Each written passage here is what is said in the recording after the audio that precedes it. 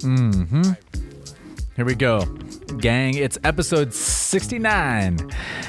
And I know you guys want to say something. I know some of you are out there going, oh, but we're just going to keep going on that. And we're going to talk about our guest real quick. So today is Brandon Kelley. You might be wondering who Brandon Kelley is. And he is an author, speaker, fitness consultant, and trainer of many different people. And he's got an incredible story. He has, survived this ridiculously savage motorcycle accident, and it kind of changed his life and his outlook.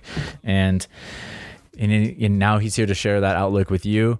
And I caught, just the energy and the love coming off of this guy, basically, when I met him last week or 2 weeks ago or something.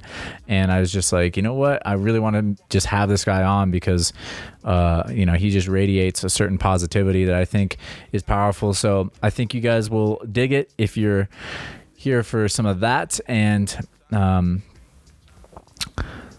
Let me see. Yeah, thank you, Brandon, for coming on. I can't say it enough. Like, it was really cool just to meet this guy, and then, I can't wait to have him back on.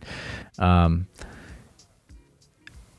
we just got a couple of Brandons on this one. A couple of Brandons hanging out. So I hope you guys dig it, and thank you guys for joining and listening. As always, the description has everything you need.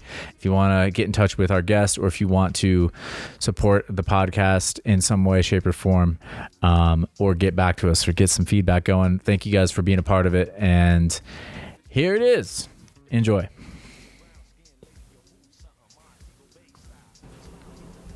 All right. Dude. Yeah.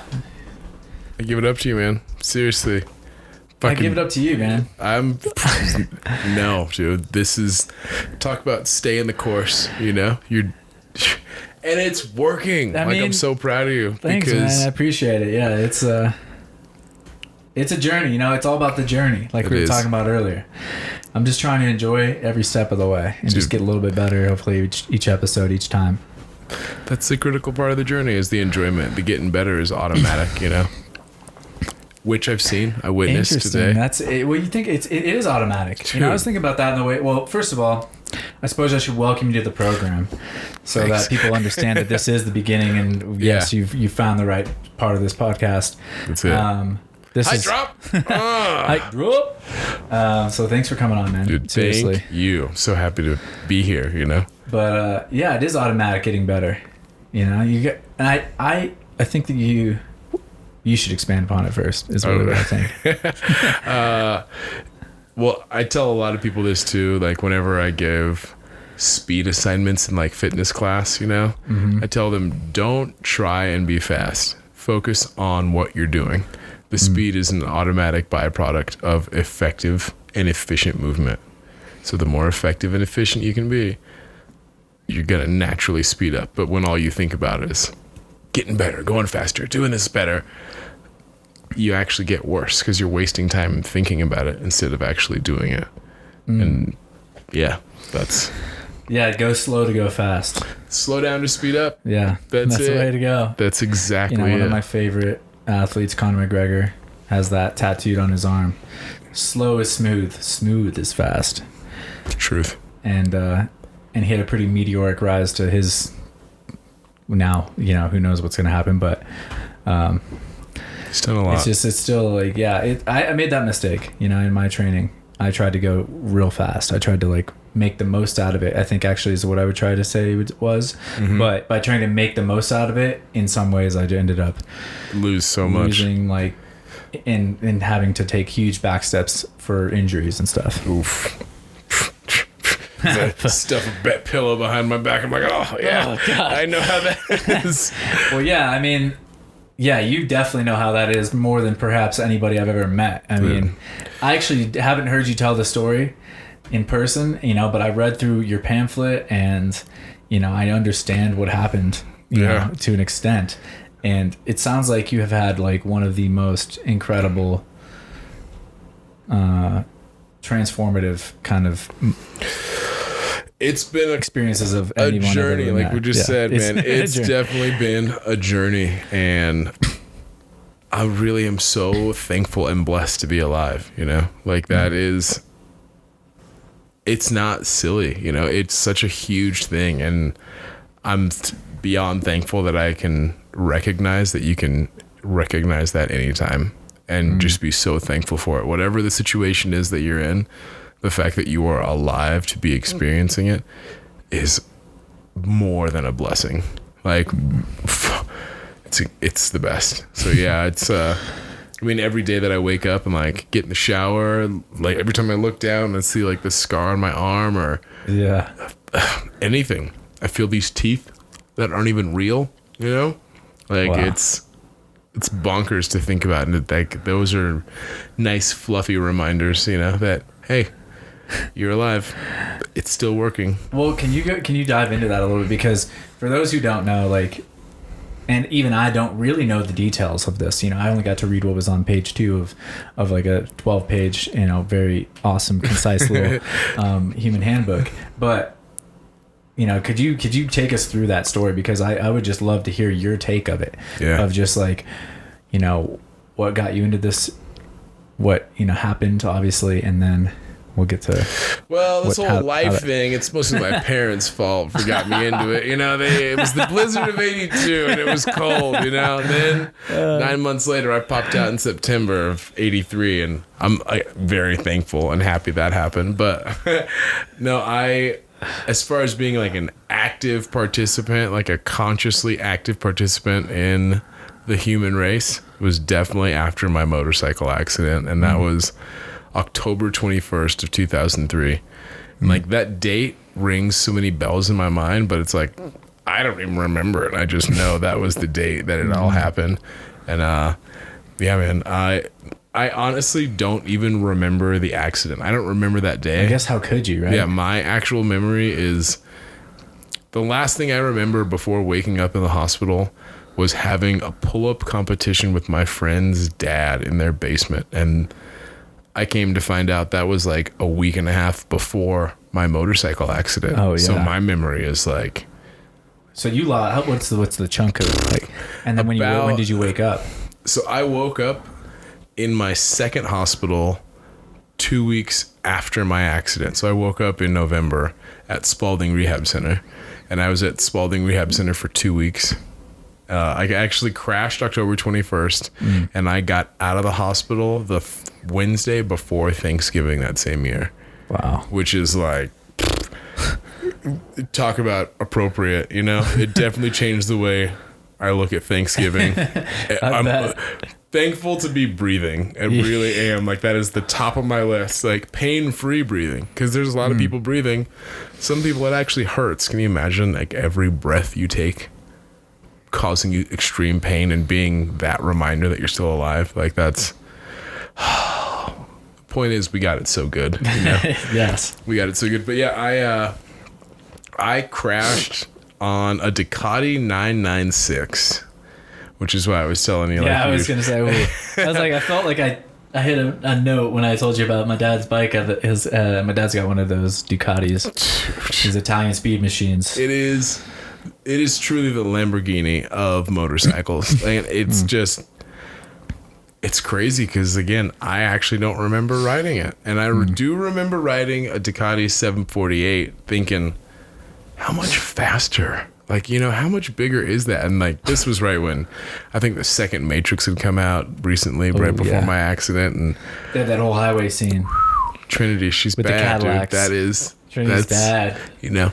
That was some good stuff. If you're listening, I would love for you to about the Matrix, motorcycles. But I liked even the second and third one. I don't give a fuck if you don't like it. Anybody who is actually talking shit about the Matrix hasn't actually watched it.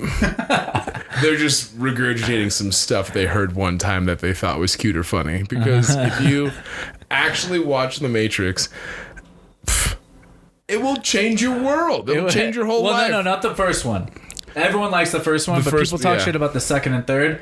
I still like those, is what I'm saying. I have them all on my phone right now. All of them. It's such a good movie, and depends on how deep you want to take it, you know? Just so you guys know, I can get pretty deep sometimes. And man, whoa, the Matrix is The matrices? The matrices. Is that? I don't even know. No, just the matrix is, but the matrices. They'll get you. They will get you. Yeah. Well, maybe we'll dive into that in a second, Yeah, but let's get back to I know. Focus. the Ducati. Yeah. Back to the duck. That will. Honestly, this is like a public service announcement for everybody. Motorcycles are fast. I know that seems kind of like a moot point. I probably shouldn't have to say that, but I would like to say it again. Please understand this. Like, they're not just fast, they are so much faster than you actually think they are. Like, anybody you've ever seen riding a motorcycle is holding back. Oh yeah, 100%. Every time. They're so much faster. Like, a good friend of mine was like, I've driven like a car with 1,000 horsepower. I chose not to bust his balls because I'm like, okay, driven, and this is my daily driver, 1,000 horsepower Honda Civic. You know, like, even then, totally different world. Like, bikes are different, man. It feels you're yeah. I mean, I'm not. I don't even consider myself like I shouldn't even talk. 'Cause I don't even own this. I've just ridden some of these bikes, and like you said, it's nonsense. It's ludicrous. It's crazy. You're an insect. Like, it's just you're flying around. Like, it doesn't make any sense because of the weight, the strength, or the power, the torque to horsepower. None of it makes sense. Ratio. None of it actually makes sense when you start to think about it. You're like, what? I need a permit. It's just to infinite throttle. It's just like like you said, you cannot. Don't think that you can push it to the max because you can't. You will never actually discover where the max is. No. Because it's too far for our brain to comprehend. Like, even the guys you see on the race courses, you know, oh yeah, are holding back because there's other guys there. You know, like, it's. Anyway, the whole point is, I say that it's at the limit of physics. You know, like, those guys are riding at the limit of physics, but even then, the bike is like, fine. The bike's like, yeah, we can go faster. Let's go. If we want. Let's go. You can't ride me fast enough to actually push me to the limit. No. So I'll just be the bike, and you do what you can do. Yeah, just try. Try. But I say that because I found out firsthand that bikes are really fast. Really, really fast. And I remember riding around pre-motorcycle accident, you know, thinking, oh my God, this is so fast. Like, these bikes are so fast. And that's what made me wonder, you know, how much faster is a Ducati 996? Like, what else is there? Okay, so there's a highway out here, E470. No. Back when you had to actually stop to pay the tolls, I remember there's this red Cobra and a yellow Ferrari that pulled up next to me, and I'm sitting there like, okay, telling myself, I gotta get a good start. I gotta get a good start. And I hear this, wow, and I watch them start rolling away, and I just let go of the clutch. And in the middle of thinking like, I gotta get a good start. The second time I mentally said that, everything had changed. Like, they were gone. There was no more revving. There was no nothing. It was just the wind. And I was gone. And that's when it really hit me that, whoa, this is fast. Yeah. Because you can't even say that you beat anybody. Like, you are now gone. You are actually in a totally different sphere. And that wasn't even what I crashed on, you know? So that's... Yeah, it's a very humbling piece of machinery, and it shows just how incredible the human mind is. You know, what we can do, what we can create is not just motorcycles, but a whole lot more. But the fact that do you understand that you can go and get a motorcycle? You get that, right? Like, you can just go and pick one up. I mean, you need a few $1,000s or maybe like a down payment or whatever, but you have that. The fact that that's you just got a credit card, an option that you can do that. You can do it. Is crazy. And I don't know why more people don't actually go and do it. Keep in mind, I'm the guy who crashed over 100 miles an hour telling you to go get a bike. But like, I'm like, yeah, careful, we'll get to that. I'm they're like, fast, you came here on a bike. We'll get to that. But there is a chance it might get in your blood. Some motorcycle might actually get in your blood. It's terrifying, actually, to me, the fact that I'm into bikes. It is. I haven't picked up base jumping or wingsuit, or excuse me, wingsuit. I can't wait to get in like a. That's what I'm saying, dude. Like, I'm like, let's hold off before I get into like any other super dangerous activities. I already got enough on my plate. Dude, but that is actually probably one of the things that would be really good, because it takes so much skill in all these other areas, you know, like you got to learn how to base jump and you got to learn how to hike. And I mean, there's so many things that it takes in order to get to the point where you're like, you know what? I think I'm going to put on a wingsuit today and go like fly. Yeah. I think it's one of these, well, man, I had this, you know, like you said, the speed, it's just that's probably even on another level. I mean, you're literally flying and you're not even riding. So it doesn't even make sense. I mean, that I don't even know. It feels like you have to be dreaming, but, you know? Like, it feels but like. I do know that a lot of those guys have to watch their friends like turn into, get eviscerated by a mountain, pink dust. Yeah, and I'm not like, and I'm just not wanting to like race towards that just yet, because I think it would be an amazing experience. But you know, I know myself, and like, I'm more in love with the journey now. Let me just loving the journey right now. Steps, like you make a mistake in parkour, you might just, you know, ankle thingy, but if you're wingsuit flying, it's over. It's a wrap. I think even motorcycle riding, it could be.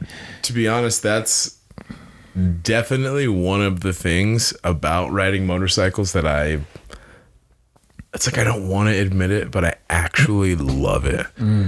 When you show up somewhere alive, that's a big deal.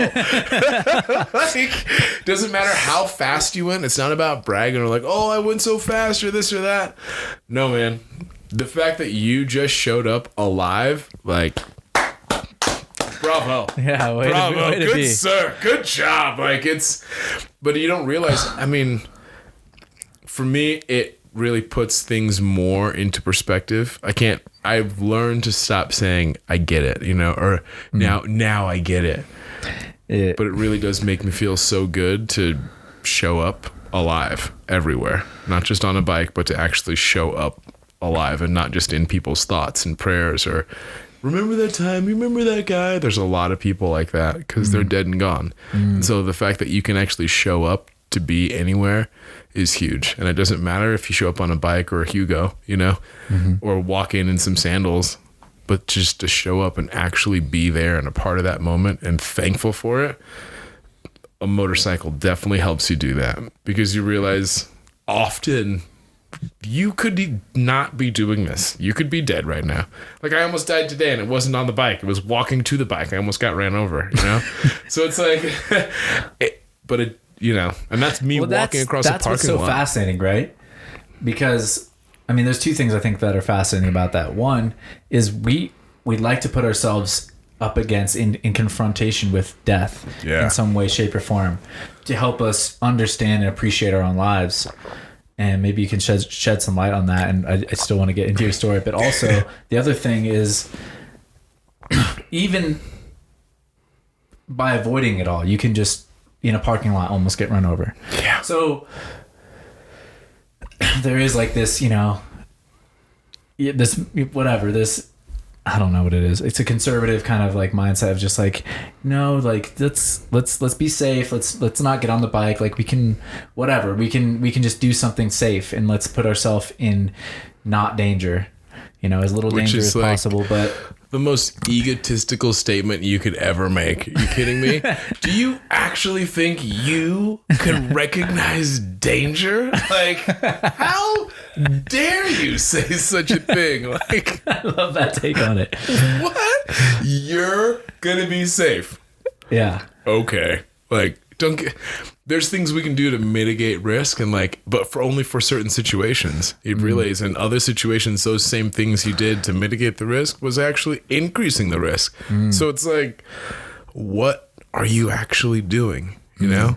And in what part of that do you want to do? Sorry. No, but like with motorcycle riding, you know the risk. So you can kind of play with it and face it. Or as how you feel about it. I don't. Whereas, I mean, like, I don't even. It's so crazy because it's just nuts. You know, there's a long list of things that can go wrong, which makes when things go right so good. And you're always aware of that. Like, driving a car, you see a pothole, you're like, oh, that would suck to hit that. On a motorcycle, you're like, whoa, I'm not going over there. You know, like it's a different shade of red. You know, you're like, oh, wow, that could kill me. Yeah. I need to not do that. Man, that's why I feel like an insect, just because my eyesight actually like opens up, like, who knows? Maybe an extra 20 degrees on either end. I feel like I get peripherals that are like in focus in a new way. I'm just zoned because you have to be on the lookout and for anything on the road. Dude. I'm looking at paint on the road. I'm like, that paint looks a little slippery. I'm not even going to ride on that. Not going over there. I'm not going over that. And you can't. That's is that mist? What is that? We were walking and like that's why I was looking at those trucks and I was like, no. Like I saw this accident happening way before they even got close to each other, but.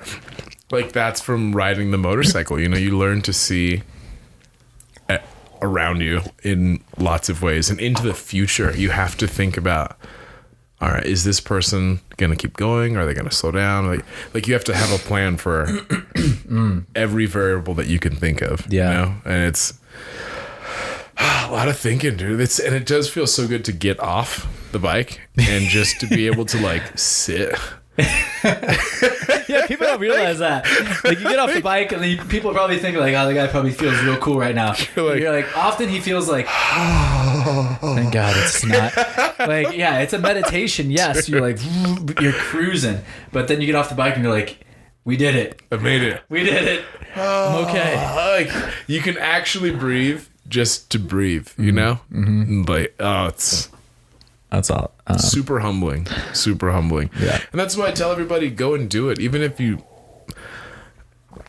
don't like it, you do like it, you think it's too dangerous, not dangerous enough.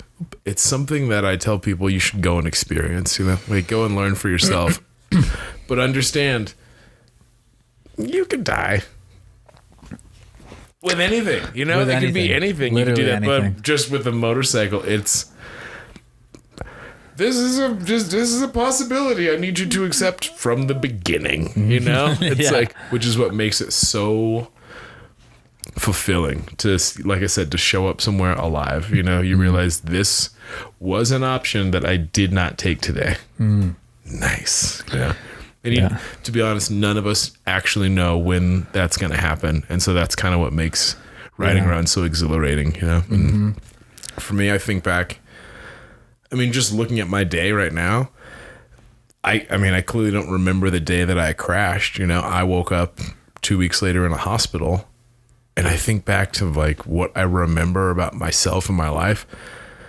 Really, it's just like any other day. You know, you don't realize like, oh, I almost died today, or you don't get those. You know, it's not like a TV show where you get to rewind and go back to your favorite part. Like, enjoy everything because this is all the favorite part, you know.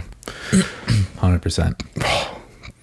Yeah, you never know. You never know. No, it's and it's the same with it. I love what you said about just it being it maybe it seems too dangerous, but try it, you know. People feel that way about parkour, and people feel that I felt that way just a second ago, and a little to an extent with wingsuit flying. I know I want to do that though, but even I have like my reservations.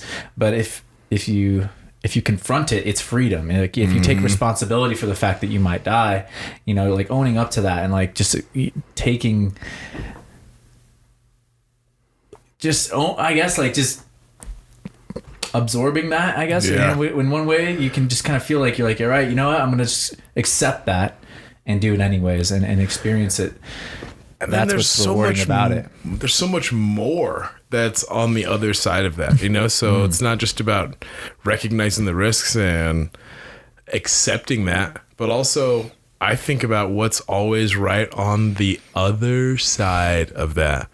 Like you're very familiar with thrills and feeling good, which is why you're even looking at, you know, flying in a wingsuit. You're becoming more and more aware of the dangers, which is what is keeping you from going to get a wingsuit right now, you know?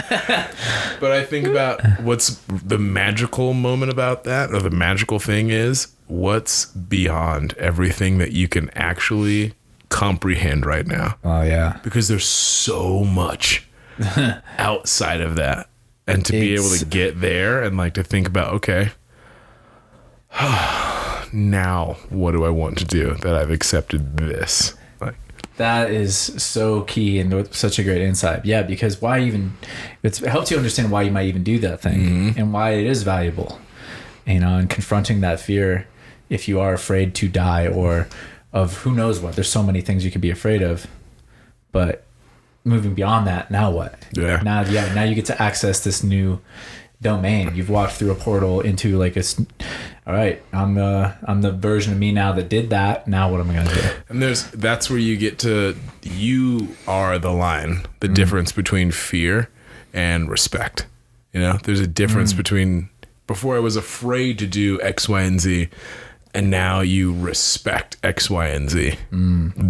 Two totally different feelings, like just when you say fear and respect, like just the feeling inside of you is totally different tones, like 100%. And that's the only way to get there. You're gonna have to be fearful for a while until you get more knowledge, more understanding, more like applicable knowledge, which is wisdom.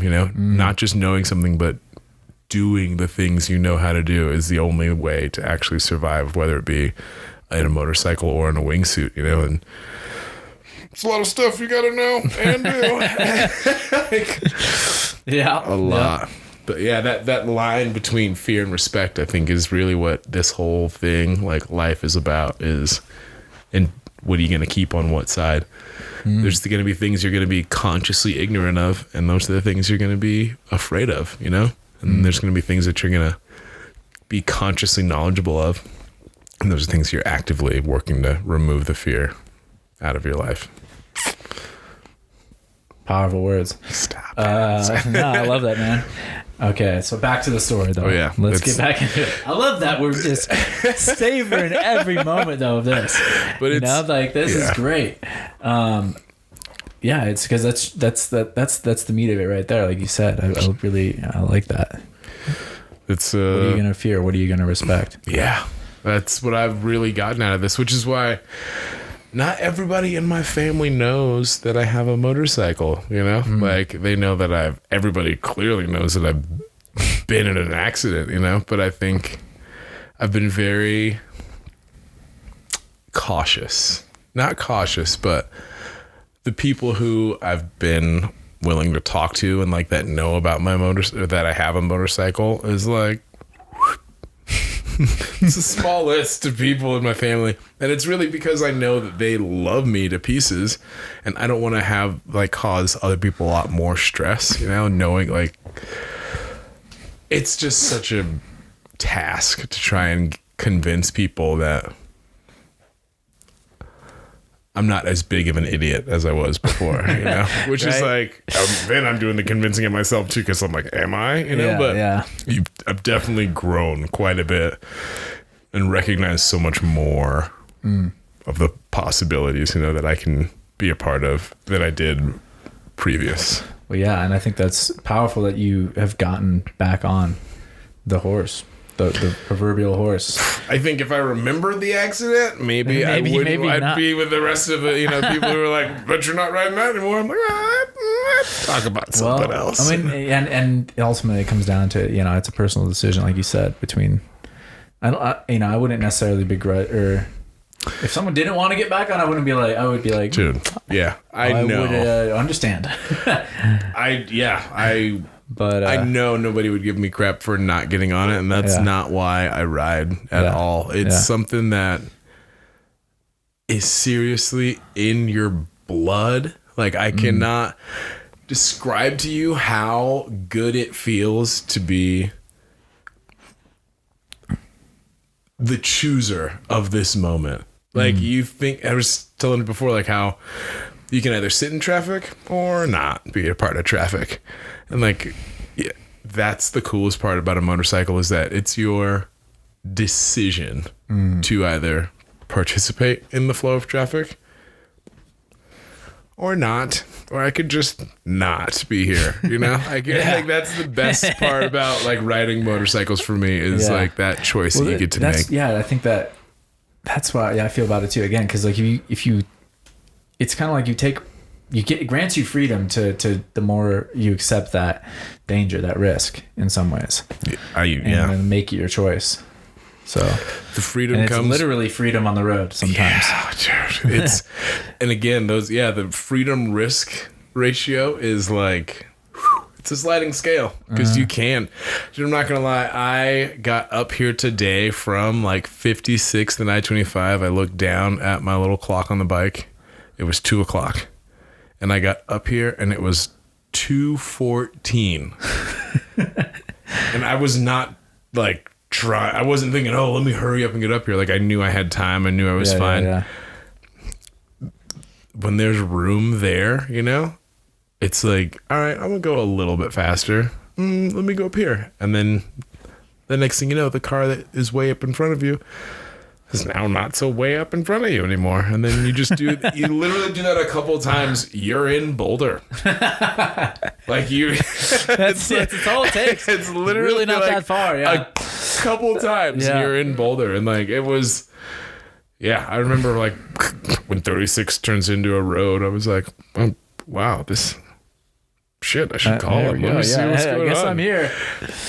So yeah, it's a freedom for sure, but then yeah, there's clearly risks out there. There's like everything from gravel on the road, which is what got me when I crashed, was like just gravel. Was it on a turn or what's the I had actually was going over 100 miles an hour on the backside of the Fairmont Cemetery in Aurora, Colorado, and I hit some gravel.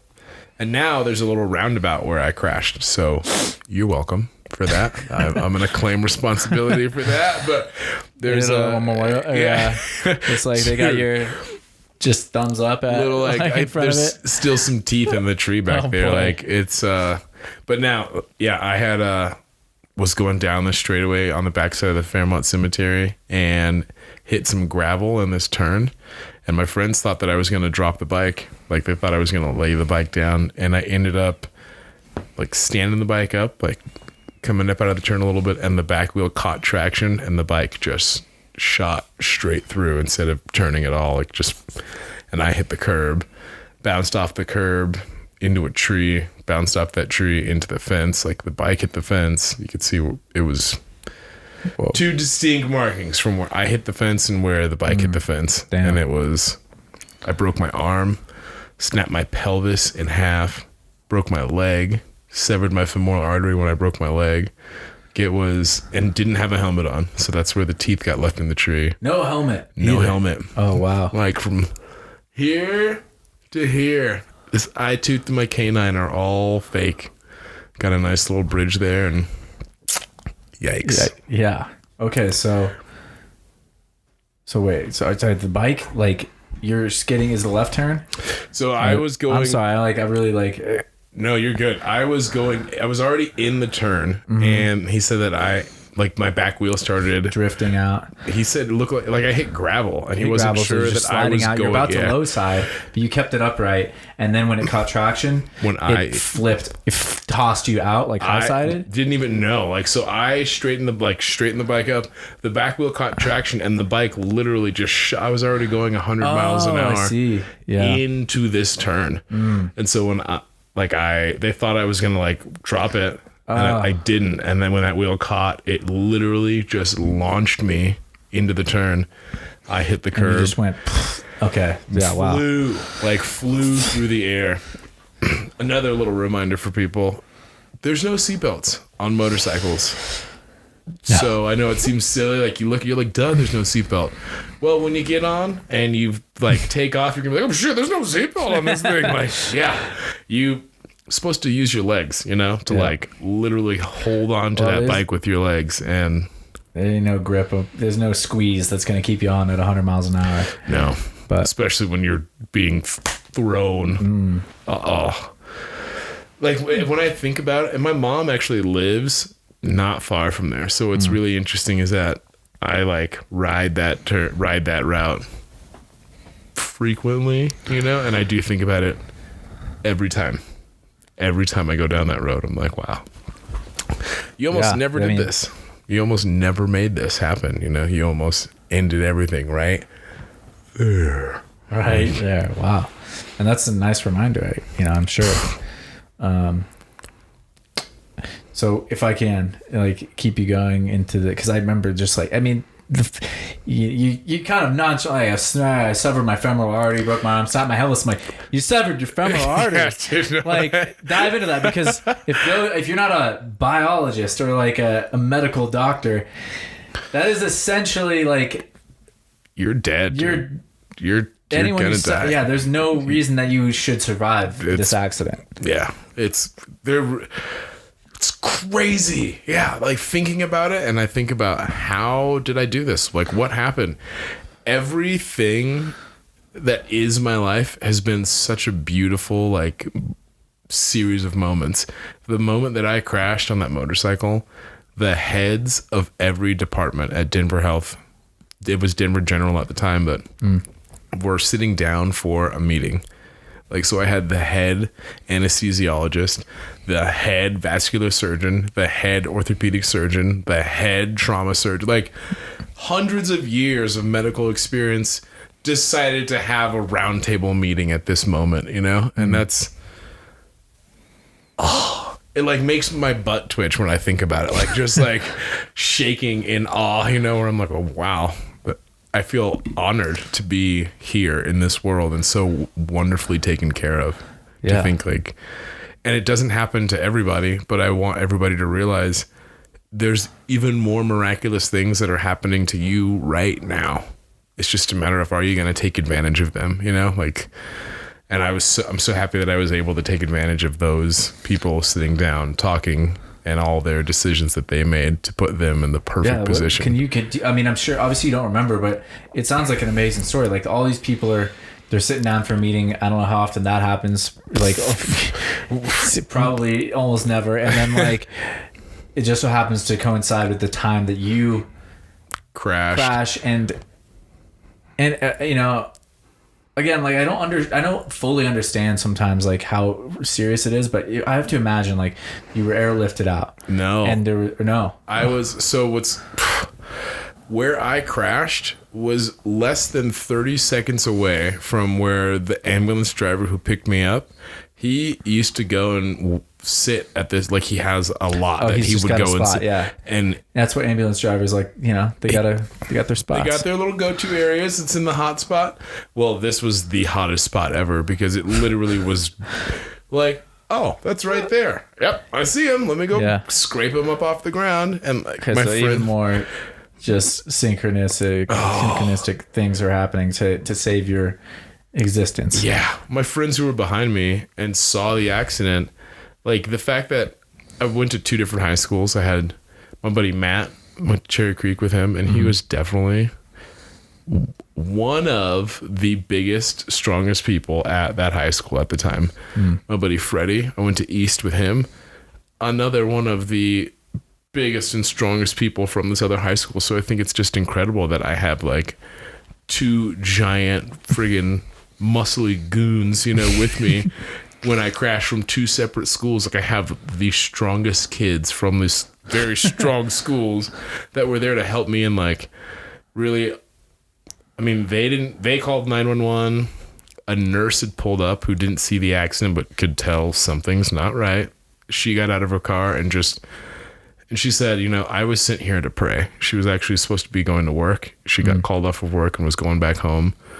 And she went a different way, and she was like right there for like my prayer police is what I call them. But, you know, ambulance just coming down the street, she started praying over me. And my friend said that's when I like, and I was knocked out when this happened, like after I'm there's no way you're conscious after. They said that's when I like opened my eyes and took a big breath in, and I started trying to like fight to get up off the ground. Like, I'm trying to get up. Your adrenaline's kicking in at this point, or who knows? My buddy Freddie grabbed me. Like, you could tell, there's no bones poking out, but you can tell, that guy should not be moving around right now, you know? Yeah. I'm going to hold him down because he should not be doing that. Keep in mind, I wasn't exactly a little kid either, you know? Yeah. So I was really happy that I have these like big, strong people to hold me down and keep me in place. Freddie grabbed my hips. Matt ended up grabbing my shoulders and just kind of pinning me down. The ambulance driver came and strapped me down to the bed, basically the same way these guys were holding me down. Well, the way that my buddy Freddie was grabbing my hips, he just happened to be occluding that femoral artery. Like, pressing down, holding. It's just nuts, you know. And the aim was just, again, like, that would probably 100% would have made the difference.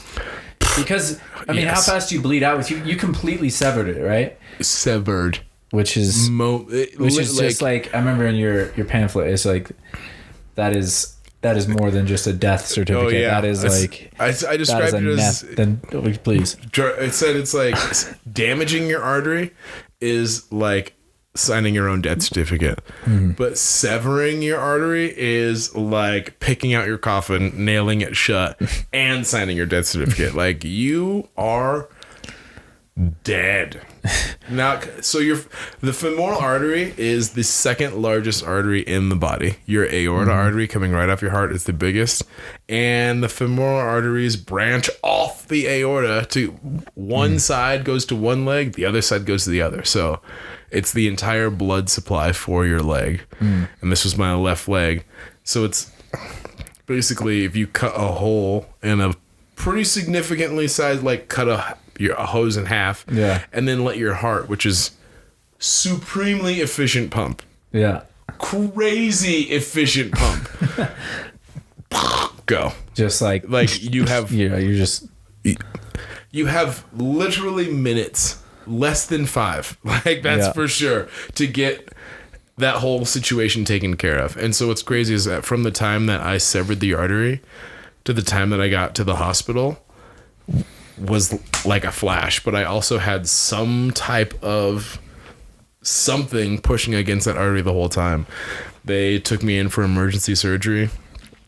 Again, they could tell things are messed up. I have these big stabilizing hole, like scars on my leg from where they put stabilizing rods in there, and they brought me right in for surgery because they could tell there's like no blood pressure in this leg. Like something is off, even though there's no bones poking out. We can tell something's not right. Then my dad says that when he got to the hospital, my mom's a flight attendant. She was out of town at the time. My dad said that when he got to the hospital, they like rushed him this paperwork and they told him, they're like, you gotta sign this. You gotta sign this. And it was an authorization to amputate my leg. I was because they were gonna cut my leg off in order to save my life, because it's like. But luckily for me, the head vascular surgeon is, right here. So he could maybe reattach it, but they have to get him stable. They ended up putting me in a drug-induced coma. The head anesthesiologist, he's like, right here. Yeah. I can do that. Give me a minute, Like, that's pretty awesome. So the head trauma doctor got me stable enough, and they put me in this coma, and they got me to the vascular surgeon. And he told my dad. This was all a process because, again, I could have died at any moment. Like, traumatic brain injury, broken pelvis. They're not sure what all happened, but, like, everything they were doing could literally not work because of who knows what. And, it kept, the next step was on. Like, okay, we got him. But anyway, the doctor told my dad, if they get him to me, I got him. And my dad said he saw him like 90 minutes later, almost 2 hours later, and he came back out of the operating room and he told him, he's like, I got him. Ended up reconnecting my femoral artery. But I have a big old scar on my stomach from where they literally went into my leg from my stomach, and they regrafted the artery back together. And I remember the first one was Gore-Tex. Like, they made this Gore-Tex graft. My body basically rejected that. This was all like, I've been in the hospital many times since then, but the fact that they could actually do that, like go in, find a severed piece of the artery, reattach it with who knows what, but that's incredible that there are people out there who can actually say, yeah, I can fix that. That is absolutely mind-boggling. And mean it too. Like, they're not just saying it, like, no, I can do that. I can fix that. Yeah, I learned more about the human body so fast, And that day was just incredible. But yeah, they ended up saving my life that night. Wow. And they made it supremely clear to all of my family and friends, like, if we save him, if we can stabilize him, like, we don't know how long he's going to be alive. We're not even sure what he's going to be like when he wakes up, if he's going to wake up. Like, Brandon might not be the Brandon you remember because of the severe trauma that he's gone through. And so, like, everybody was very hopeful, but they also were scared because, you know, what's going to happen? What's Brandon going to be like when he comes out? Is he going to make it? And one of my best friends now is actually the hospitalist of one of the local hospitals here. And so he was in medical school at the time. And everybody was calling Maher with all these updates, you know, and after my accident, he ended up turning his phone off for 2 days because he didn't want to have to keep telling people, yeah, that's good, but he's going to die. Like, it's Jesus. Good, but that's not good. That's like, jeez. And it went from, he's stable, they regrafted his artery, he's in a drug-induced coma. Well, they're monitoring his brain now. They want to make sure the pressure doesn't exceed this. Like, every new update was like, oh yeah, I'm going to get a ticket and come home now because he's not going to make it. And every day was like another miracle. Really. Wow. Every day really is another miracle, but that case was truly like a series of miracles. Mm-hmm. And it just, thinking about it, it really does not make sense. It actually is like crazy to think about all the things that happened to make sure that I was here. It's blowing my mind right now. I can't even like respond almost, but it's just like, I mean, and then now that you have, you know, now you have this, you wake up in the hospital. And, you know, even then you probably don't realize like all of these amazing things, like all the incredible sequence of events that happened to land you like still alive. And I guess like you said, this was kind of like there was Brandon before and there was Brandon after. Not in the way that the doctor was warning your family about, but in a way that I'm sure you just now. You said that you are an active, conscious participant in life. Yeah, it's. Can you talk about that and like what this all meant to you, like after realizing what you'd gone through? Yeah, you know, before my motorcycle accident, I always used to love like that sunrise and sunset. You know, like there's that moment in the morning and at evening where it's like even the air is pink, you know, and like orange. I always really loved that, like that time. And it wasn't until after my accident, and the rehab hospital that I woke up in is out east, like in Aurora off like 6th Avenue and 225. Anyway, the window I had every morning, I got to see that sunrise come up. And it's like, I thought I enjoyed sunrises before. I had no idea what a beautiful moment that is. Like to be greeted by the sun. Holy cow. And it definitely changed the way that I sit and accept moments in life now. Even the uncomfortable ones I realize are so comfortable because I'm able to actually have them and go through it. It's Brandon before the accident. Not to say I wasn't a nice guy. So I've always been a very nice and respectful person. More so after the accident, but it's not so much that I'm respectful to, I guess, people or situations, but I'm more respectful to the energy that is this person. I realize like what a beauty. I can't even say I realize. I see more of what a beautiful interaction we all are having and are making with each other. And that's why I love to offer more of myself in every moment, because I know that's going to transfer out, and I hope and pray that it is welcome and received by everybody that I get to interact with, and they in turn get to echo and offer more. I mean, yeah, it's definitely inspiring, man. Like you definitely bring a presence that is rarer these days than we'd like to see maybe, but it's just, and I know a few people that have had experiences like this, and it feels like that's, again, like these insane challenges often are the greatest gifts you can receive, right? Yeah. And the people that I know that have died in one way or shape or form have actually often become the people that can offer the most presence and the most gratitude for moments and stuff in their lives, and have some of this wisdom that, I don't know, like the rest of us, like, it's something that, I want to bring to my life more, for sure. And it's definitely inspiring just to be around it. I hope that we don't all have to have near-death experience or full death. This whole thing is a near-death experience. There you go. Like, yeah. And it wasn't until like I could hear people say things like that before, and they're like, yeah, whatever, sure it is. It's now that I actually really see. Do you know how many things have to go exactly right for you just to breathe? Like, just to accept that next lungful of air. Do you know how many things you're doing? Like, you are actively absorbing and bringing in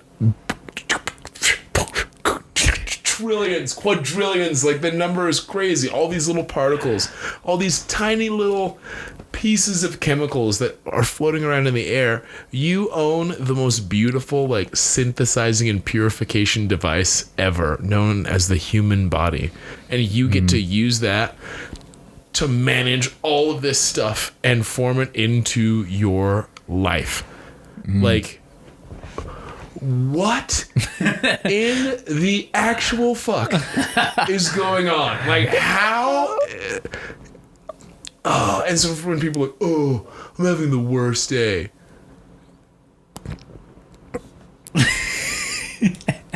The fact that you could say that probably means it's not actually the worst day. But that's maybe for them, perception's everything. But it's like, whoa. Slow down, killer, and have some more respect for yourself and realize you're incredible. Just sitting and breathing in couch mode all day is actually a really big deal. Like, one of the biggest deals ever. Yes. Like, I want to get somebody's autograph who's just sat and done fucking nothing for weeks, because they're amazing. They're incredible. Like, because that timing. Well, I love that you can see that. I mean, that's such an awesome way to look at the world, and like how you've summed it up in that little human handbook, and like you're doing motivational speaking now, and you coach people. I mean, and some of the other things that you're doing, like, is helping people to understand and see the world way that you see it. How can people do that? What are the tools that you like to give people for doing these? Dude, number one, like, that's why I wrote the book, is the Being Human Handbook. My why in life is to enhance perspective, and so that was my whole point when I wrote that book was, okay, how can I expand the perspective that we all look at each other? And really, you got to start with yourself, because until you really can look at yourself as a perfect machine, you're not going to look at anybody else as a perfect machine either. You're going to maybe really appreciate them or be a big fan, but it's not until you see them as perfect that you can give them the respect that they're due. And that's really the same thing for you. I think so once every individual realizes that you are perfect, and it's our perception of perfection that's the issue. It's once you start to expand that idea and accept the piece of it that you have. Can you go into that a little bit, because I think you're right on. Like, people's perception of perfection is where what's a better way to look at it, or what's a way that you've seen people miss, in terms of they're looking for perfection without realizing that they are perfect. Yeah. And the better way to look at it is always again. That's like the better way to look at it is just look at it again, because have you ever heard the expression, there's 360 ways to look at an elephant? 360 degrees, you can go on any point and you're going to get a different view every single time. So there's not really one view that's going to be better or worse. You may prefer one more than the other, But it's not until you go around you're going to even be able to see that and recognize that. So I think life is the same exact way. And for me, I've noticed that we all are going to go through some tough, frustrating, happy, exhilarating, wonderful, horrible moments in our life. And it's the moments that we've had before and the things that we carry with us that are going to actually make things that wonderful or horrible or exhilarating or boring. Or so I think for me, it's been really a blessing to be able to step back and see just a small piece of what I've been able to offer and be a part of. And it's such a humbling feeling, so wonderful.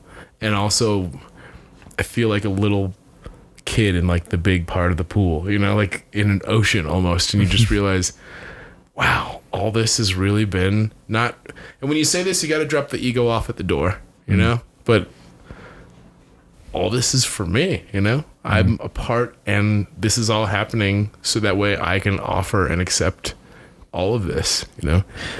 That's huge, right? And I think that's really hard for some people to recognize.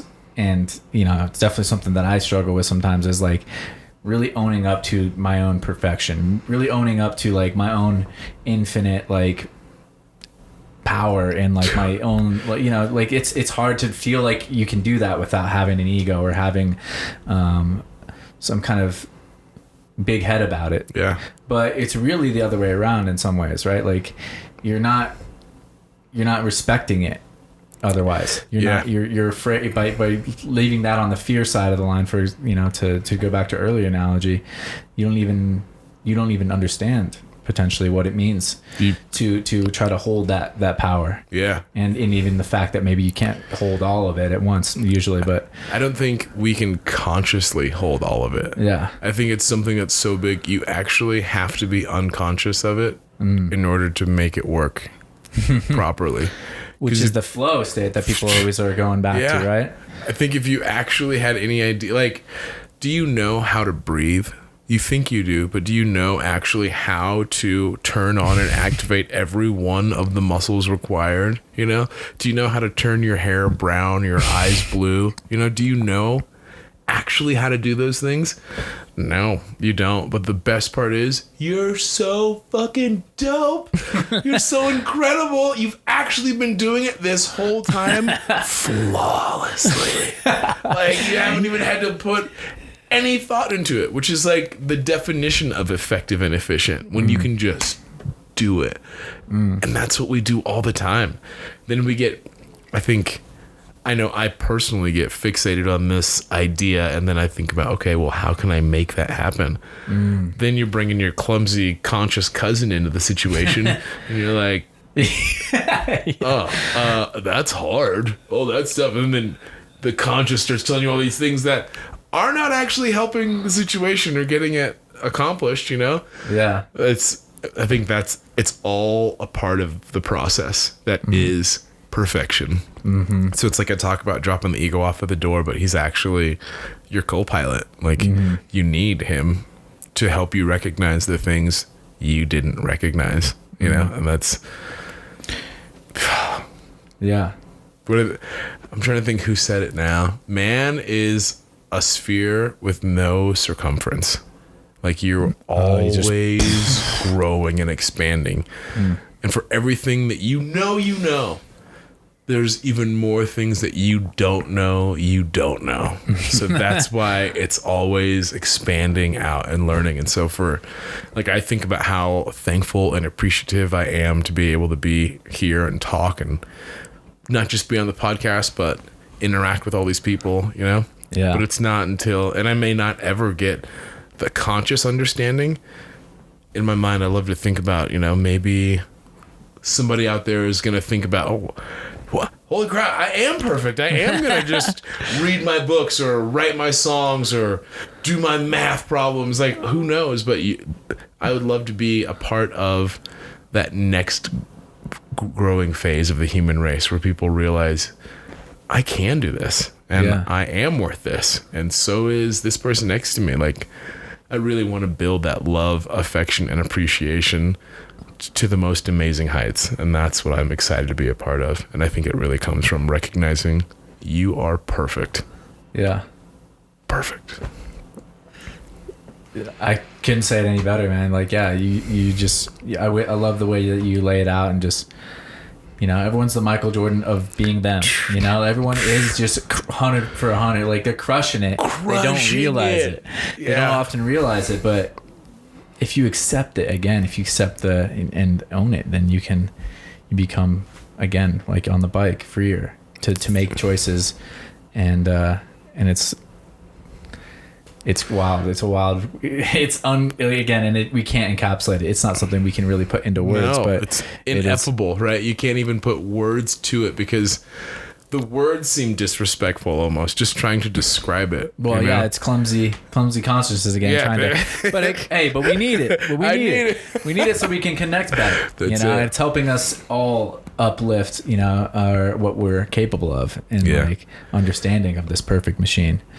And the bigger perfect machine, there's so much to extrapolate into that, and like there's so much that is so evident in your story that just seems to work sometimes, in the way that all these doctors that are to save you, and all the people, and the way things that, like, it's just, these moments are helping us recognize that.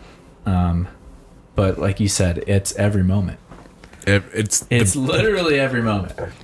And that was one of the things that I learned from the motorcycle accident too, is like, my dad used to tell me things and I would always be like, whatever, you're just crazy. You don't know what you're talking about. Like, and it wasn't until after the accident that I realized all those little sayings that you hear in life are actually like the most incredible wisdom. Not watered down at all, like just pure, like all that glitters isn't gold. You're like, yeah, I know. All the cliches, it's all like these little things, like everything is everything. Yeah. It doesn't help me now, bro. If you would actually slow down and just say that to yourself again with an open mind, huge like revelations come out, and you actually realize, wow, everything is everything.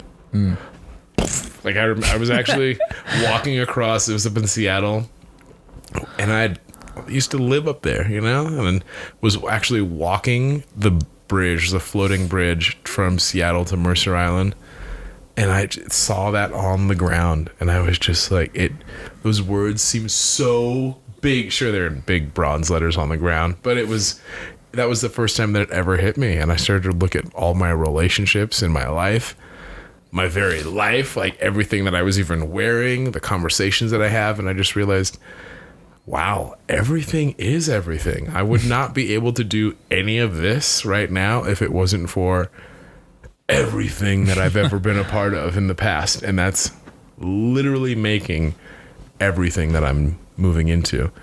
And I started to really approach every situation with that much more respect and love and appreciation, and that's like, I watch how it builds. But I guess the whole point of what I was saying is those tiny little sayings that you've heard your whole life, don't just write them off or just, put them in the repeat file in your brain. Take some time to sit back and think about it. Like, bring your conscious, clumsy cousin out and let them sift through them for a little while and watch what pops out. Yeah. Wow. Yeah. I mean, Thank you guys. Thank you for sharing so much. Thank you for sharing with everyone that's listening, is what I was kind of like, clumsy consciousness was trying to iterate there.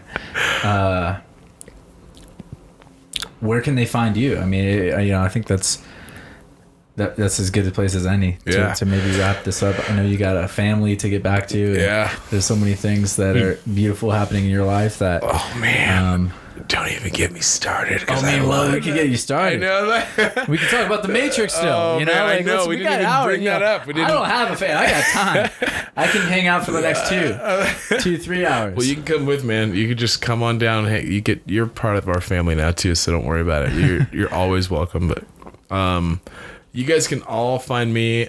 One, I'd love for people to check out my website, BrandonKelleyTraining.com, and that's Kelley. You can find me on Facebook, I have a YouTube channel that is...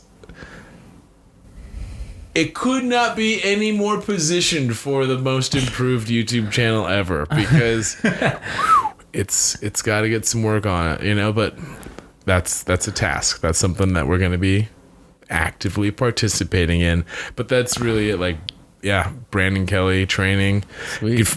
Brandon Kelley on Facebook. Actually, my wife and I have a business page there. It's Brandon and Cara Kelley on Facebook. And again, our biggest thing is just reminding people you're perfect, and just giving those friendly reminders about things you didn't know. You know, that's... Yeah, I mean, I really appreciate it. It's an amazing mission, and you know, I guess it's so hard to embody that. It's so hard. It's like, it's so clearly embodied in you, and I think that's just like some of the best thing you could do is just really just live it, you know, just live it, because it's helping everyone else. Like I'm just instantly attracted to be like, oh, I need, you know, when I met you, I was like, I need to ask if you want to be on here, because people need to listen to what you have to say. And I just, you know, I know there's a lot of people out there that are feeling down and low and depressed, and like that they're not perfect, or that they're the farthest thing from perfect, you know. And I hope that this somehow it gets through to some people, because, you know, even at your lowest moment, you're doing so good. Good and bad isn't even the way to describe it, you know. Even at your lowest moment, you are so much higher than you can ever actually recognize. And it's, I know it may seem or can be frustrating to hear something like that, especially when you're not feeling good or you want to do better. It's the last thing sometimes.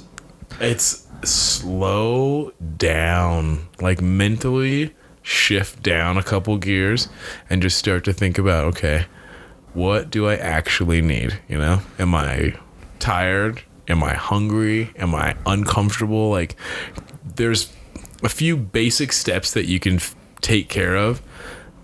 Am I physically safe? You know, that's the first thing that people like. That's one of the quick boxes. And if you're not, let's figure out, how can I get safer than I am right now? Am I uncomfortable? How can I become more comfortable than I am right now?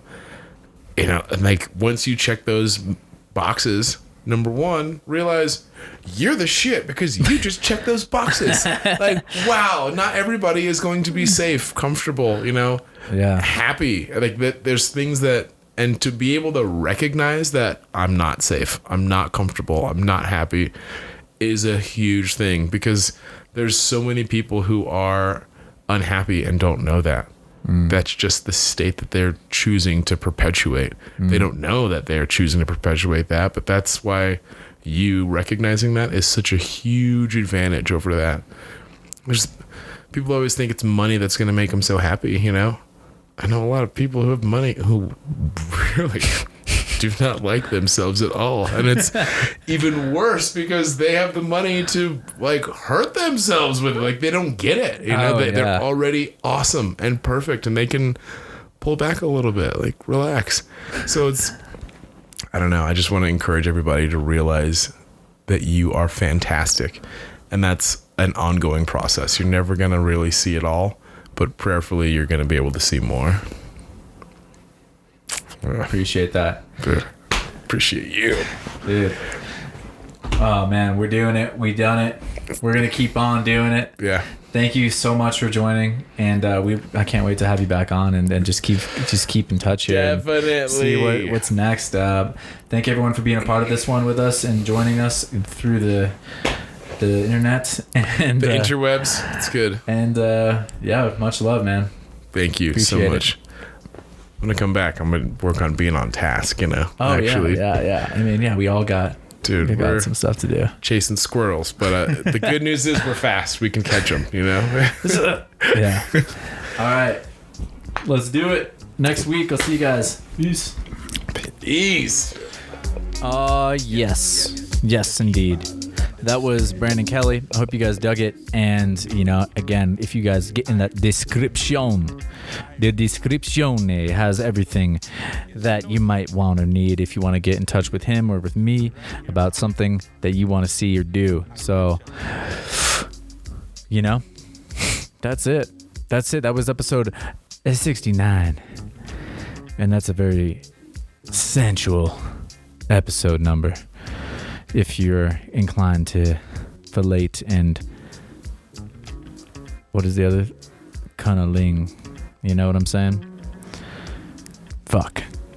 We almost did it. We almost got away without making a dick joke, but we did it. So you know what? That's just where we're at. That's just where we're at, and we're gonna love it and appreciate it for what it is. Thank you guys for being a part of it. Hope you stuck around for that dick joke, and I'll see you on the next one. Peace.